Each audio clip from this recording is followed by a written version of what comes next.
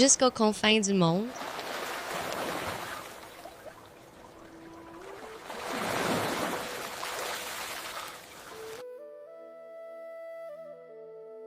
Le message de Jésus avait commencé à Jérusalem, elle s'était répandue dans toute la Judée, elle était arrivée à Samarie, et maintenant Dieu préparait la voie pour que la bonne nouvelle aille encore plus loin.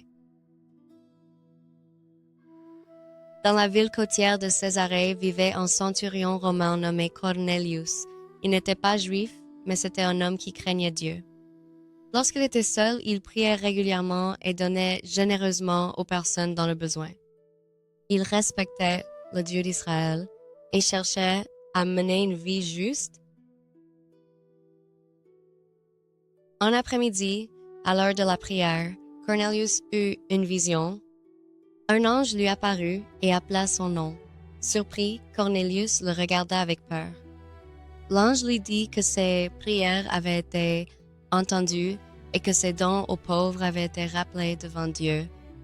Il reçut l'ordre d'envoyer des hommes dans la ville de Joppa pour ramener un homme nommé Simon-Pierre, qui séjournait chez Simon le tanneur, au bord de la mer. Cornelius ne tarda pas. Il appela 2 de ses serviteurs et un soldat dévot et les envoya chercher Pierre. Pendant ce temps, à Joppa, Pierre monta sur le toit de la maison pour prier. Il était environ midi. En priant, il eut faim, et pendant qu'on préparait la nourriture, il tomba dans une vision. Il vit le paradis s'ouvrir, et quelque chose comme un grand drap être descendu sur la terre par ses 4 coins. À l'intérieur se trouvaient toutes sortes d'animaux, des reptiles et d'oiseaux, puis une voix lui parla. « Lève-toi, Peter, tue et mange. » Mais Peter répondit, « Sûrement pas, Seigneur, je n'ai jamais rien mangé d'impur ou impur. » La voix parla de nouveau, « Ne traitez pas d'impur tout ce que Dieu a purifié. » Cela s'est produit 3 fois. Puis le drap fut ramené au paradis et Peter se demanda ce que cette vision pouvait bien signifier. À ce moment précis, les hommes envoyés par Cornelius arrivèrent à la maison. L'Esprit dit à Peter de les accompagner sans hésiter. Le lendemain, Pierre partit avec eux, accompagné de plusieurs croyants venus de Joppa. À leur arrivée, Cornelius les attendait avec impatience. Il avait rassemblé ses proches et ses amis proches, prêts à entendre le message. Alors que Peter entrait dans la maison, Cornelius se jeta à ses pieds par respect, mais Peter le souleva comme il le disait. « Lève-toi, je ne suis qu'un homme moi-même. » Et Pierre commença à comprendre ce que Dieu lui montrait. Dieu ne montre pas de favoritisme. Les gens de chaque nation qui le craignent et cherchent ce qui est juste sont accueillis par lui. Pierre leur parla alors de Jésus. Il a parlé de la façon dont Jésus avait vécu parmi le peuple, apportant guérison, compassion et espoir. Il raconta comment Jésus avait été mis à mort sur une croix et comment Dieu l'avait ressuscité. Il a expliqué que par Jésus, le pardon des péchés est offert à tous ceux qui croient. Pendant que Peter parlait encore, quelque chose de remarquable se produisit. Le Saint-Esprit fut donné à ceux qui écoutaient, même s'ils étaient des gentils. Et les croyants juifs venus avec Pierre furent stupéfaits. Dieu avait clairement montré que le message du salut ne se limitait pas à une seule nation. C'était pour tout le monde. Peter dit alors, « Personne ne peut sûrement empêcher leur baptême avec de l'eau. » Ainsi, Cornelius et sa maison furent baptisés. La nouvelle de ces événements se répandit rapidement. Lorsque Pierre revint à Jérusalem, certains croyants l'interrogèrent. Il ne comprenait pas pourquoi il était entré dans la maison des gentils et avait partagé un repas avec eux, alors Pierre expliqua soigneusement tout ce qui s'était passé. Il leur parla de la vision, il leur raconta comment l'Esprit l'avait guidé, il leur raconta comment les gentils avaient reçu le même don que les croyants au début. Lorsqu'ils l'apprennent, ils n'ont plus eu d'objection. Au lieu de cela, ils louaient Dieu. Ils reconnaissaient que Dieu avait accordé la repentance qui mène à la vie même aux païens. Alors que la persécution se poursuivait dans divers endroits, les croyants voyageaient bien au-delà de Jérusalem. Au début, les croyants ne partageaient le message qu'avec les Juifs, mais bientôt, certains commencèrent aussi à s'adresser aux Grecs, leur annonçant la bonne nouvelle concernant le Seigneur Jésus. La main du Seigneur était avec eux, et un grand nombre de personnes crurent et se tournèrent vers le Seigneur. La nouvelle parvint à l'Église de Jérusalem. Ils apprirent que de nombreux gentils acceptaient désormais le message, et ils voulaient encourager et soutenir ce groupe grandissant de nouveaux croyants. Ils envoyèrent donc Barnabé pour aider dans l'œuvre. À son arrivée, il vit la preuve de la grâce de Dieu et fut rempli de joie.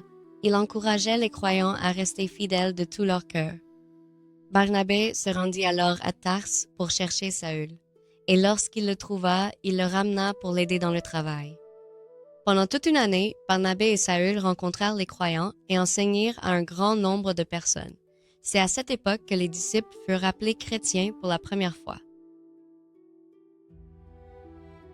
Pendant cette période, certains prophètes descendirent de Jérusalem. L'un d'eux, nommé Agabus, prédit par l'Esprit qu'une grave famine se propagerait dans le monde romain. Les croyants répondirent avec compassion. Chacun d'eux donnait selon sa capacité à aider les frères et sœurs vivant en Judée, et leurs dons furent renvoyés à Jérusalem avec Barnabas et Saül, montrant que, bien qu'ils venaient de milieux et langues différents, ils devenaient une seule famille de foi, unis par l'attention et l'amour pratique. Le message de Jésus allait désormais plus loin que jamais. La promesse faite il y a longtemps commençait à se réaliser. La bonne nouvelle du royaume de Dieu s'étendait vers l'extérieur, de Jérusalem à la Judée, la Samarie, et maintenant vers les confins du monde. Jusqu'aux confins de la terre, dans le fil d'or, le message de Dieu est pour tous les êtres humains. La bonne nouvelle du royaume de Dieu ne se limite pas à une seule nation. Par Corneille, Dieu a clairement montré que des personnes de tous horizons sont invitées à partager ses promesses. Dieu guide ceux qui le cherchent. Cornelius voulait sincèrement connaître Dieu et Dieu répondit en le guidant pas à pas. Ceux qui cherchent la vérité avec le cœur ouvert sont conduits plus près de la compréhension. Dieu nous enseigne souvent au-delà de nos attentes. Pierre devait apprendre que le plan de Dieu était plus grand qu'il ne l'avait d'abord compris. Dieu ouvrait la voie pour que le message parvienne aux païens autant qu'aux Juifs. La foi crée une nouvelle famille. Les croyants de différentes nations se sont unis dans l'attention et la compassion. Leur générosité lors de la famine à venir a montré que la vraie foi s'exprime par l'amour et le soutien concret, tout comme les vrais croyants le font de notre époque. L'Évangile continue de se répandre. De Jérusalem à la Judée, de la Samarie au monde en commun, le message continuait d'avancer. Le dessein de Dieu se déployait, s'étendant de plus en plus vers les confins de la terre et continue de le faire aujourd'hui. Si vous avez trouvé cette vidéo intéressante et souhaitez en explorer davantage, nous avons plusieurs options pour vous. L'une d'elles est notre cours gratuit, multilingue et basé sur la Bible, un cours vidéo gratuit de 30 leçons couvrant tous les aspects de la Bible et de la vie quotidienne. Un autre est La Bible par des histoires, une série de plus de 50 vidéos qui vous emmène dans un voyage de la création à l'Église primitive. Et si vous avez des questions sur les Écritures, il existe un système de chat multilingue sur le site où vous pouvez poser toutes les questions sur les questions scripturaires. Pour accéder à l'un d'eux, il vous suffit de visiter le site web listé ci-dessous. Si nous n'avons pas encore de vidéos ou de cours dans votre langue, veuillez nous envoyer un email à l'adresse indiquée, indiquant ce qui vous intéresse et votre langue, et nous ferons de notre mieux pour les créer pour vous.